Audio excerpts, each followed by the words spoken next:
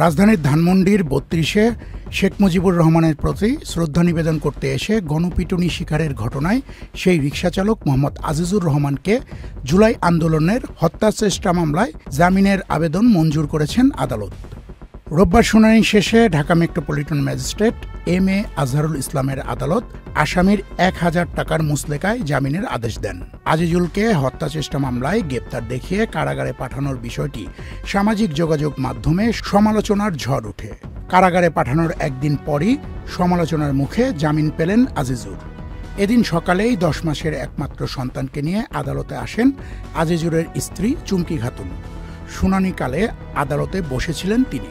চুমকি বলেন, আমার স্বামী রাজনীতির সঙ্গে জড়িত না, আবেগের বশে সেখানে গিয়েছিলেন, জামিন পেয়েছেন, আমি খুশি। রোববার অন্তর্বর্তী সরকারের এক বিবৃতিতে বলা হয়, রাজধানীর ধানমন্ডি ৩২ থেকে আটক রিকশাচালক মোহাম্মদ আজিজুর রহমানকে কিসের ভিত্তিতে সন্দেহভাজন হিসেবে একটি মামলায় গ্রেপ্তার করা হয়েছে তা জানতে চেয়ে ধানমন্ডি থানার ভারপ্রাপ্ত কর্মকর্তার কাছে ব্যাখ্যা তলব করা হয়েছে।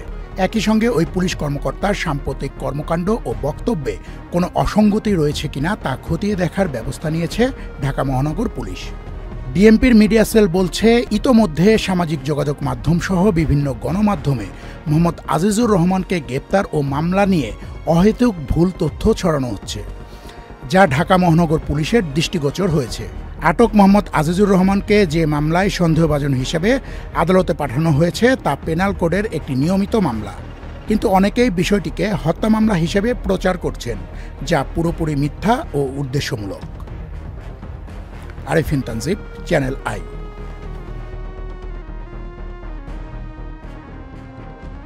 বান্ডেল থাকলে প্রতি সেনমানিতে টাকা বাঁচবে। বিকাশ সেনমানি বান্ডেল কিনে জিতুন প্রতি লেনদেনে।